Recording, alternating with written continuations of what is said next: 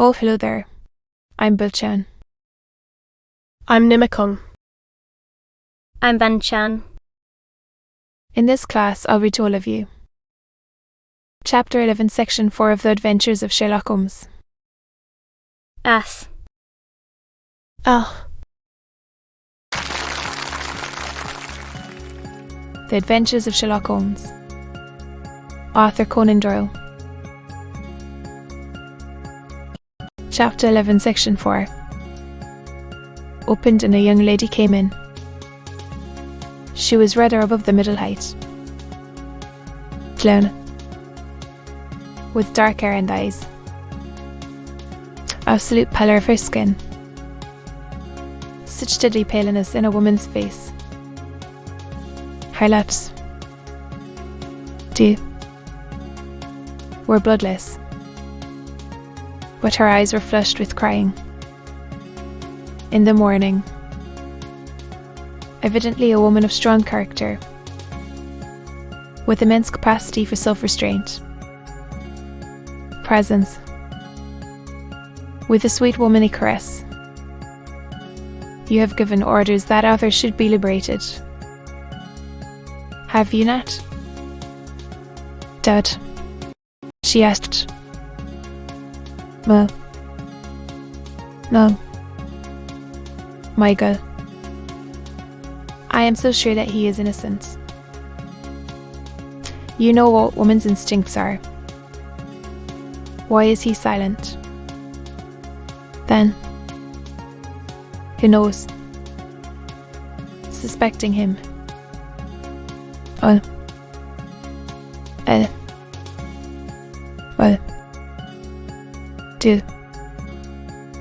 innocent. Let the matter drop and say no more. It drop until the gems are found in the river. Mary, you as to the awful consequences to me. Far from hushing the thing up. This gentleman, she asked, facing round to me. Well, his friend. He wished us to leave him alone. I rouse. What could he hope to find there? That. Suppose. Is he? I trust.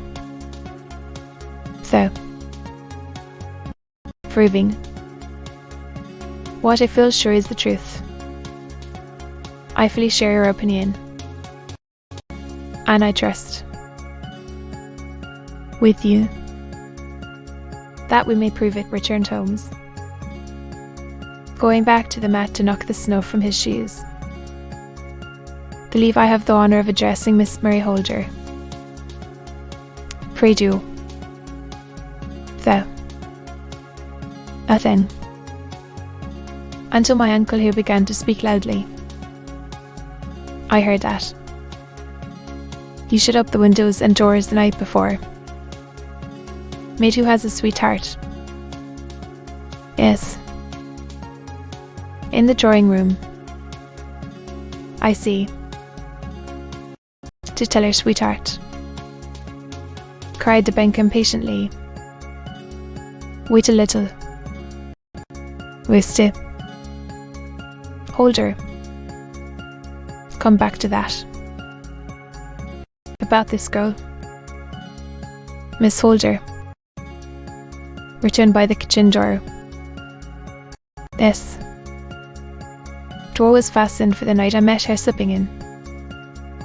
One. Two. S. Vegetables round. He stood, said Holmes. To say. Yes. Black eyes. Oil. You are like a magician, said she. You know that? She smiled. But there was no answering smile in Holmes then.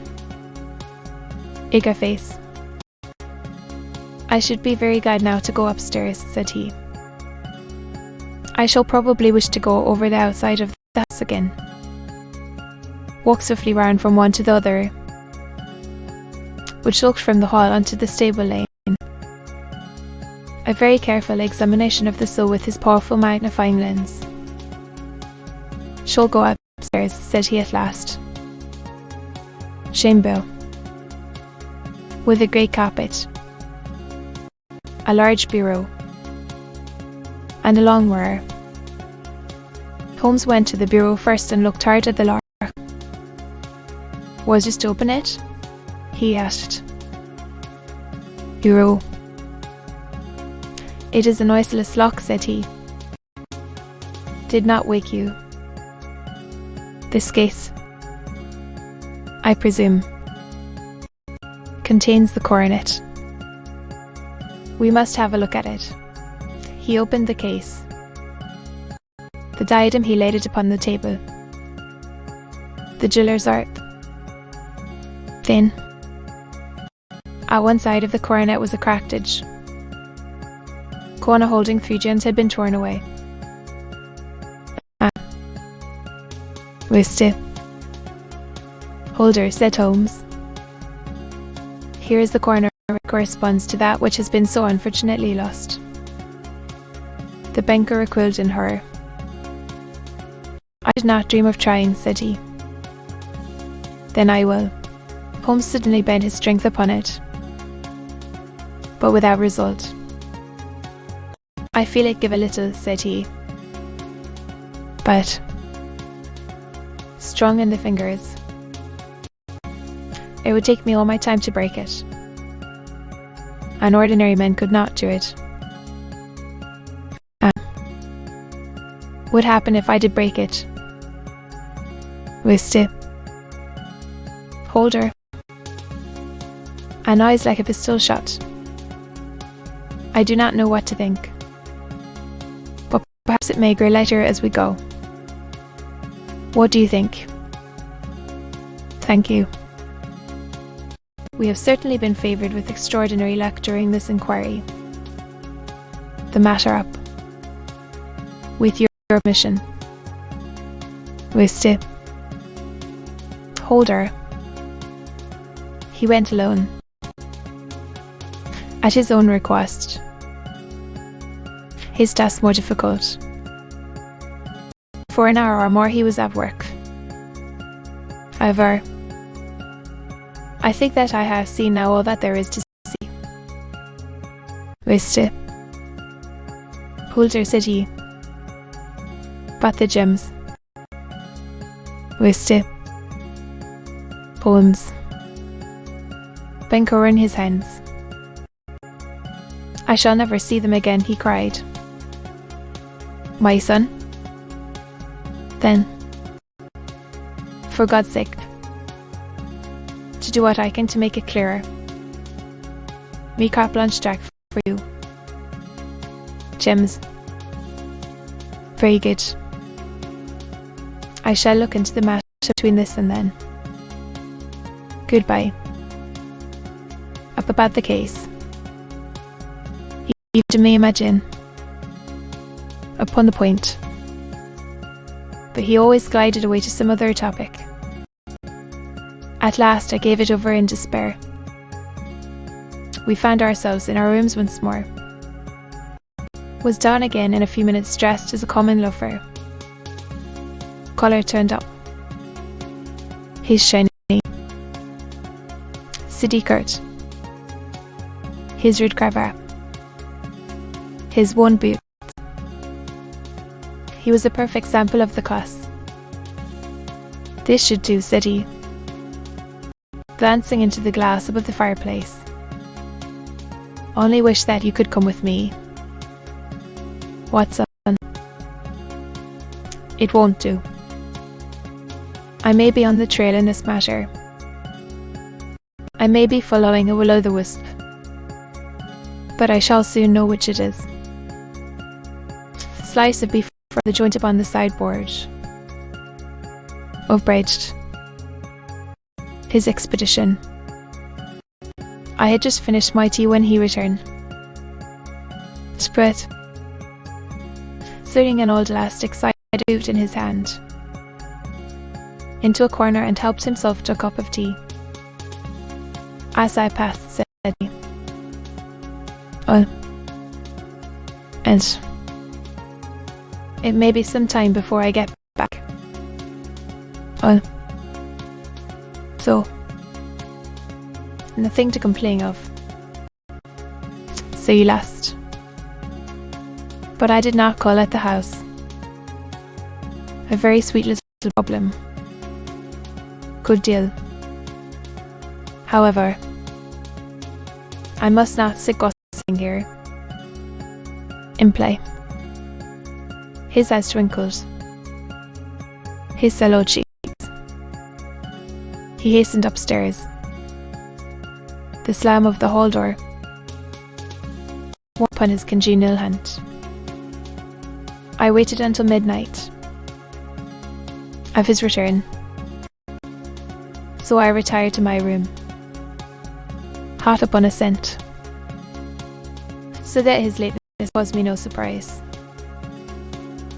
Do not know at what hour he came in, and then the paper in the other, as fresh and trim as possible. Will excuse my beginning without you. Watson, said he. Well, after 9 now, I answered. I should not be surprised if that were he. It was. Indeed.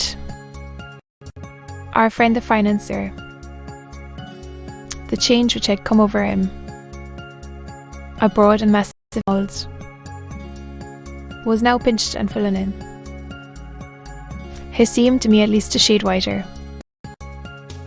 An effigy which was even more painful than his violence of the morning before. And he dropped heavily into the armchair which I pushed forward for him. Not know what I have done to be so severely tried, said he. 2 days ago I was a happy and prosperous man. The world. Now I am left a lonely and distraught age.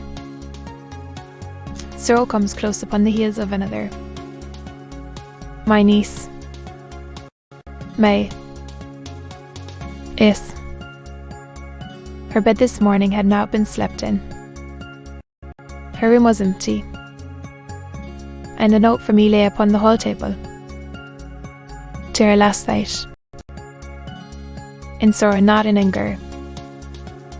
I'd married my boy, all might have been woe with him. Thoughtless of me to say so.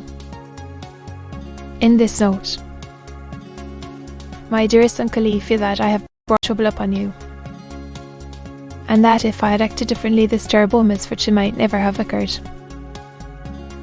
I cannot. With this thought in my mind, you wrote, and I feel that I must leave you forever. Worry about my future, for that is provided for. And above all, do not search for me, of service to me, in life or in death. I am ever your loving. What could she mean by that note? Wasted. Poems.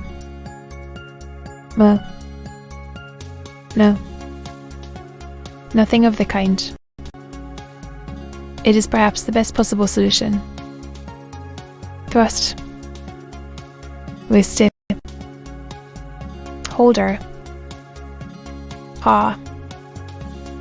You say so. Something. Wasted.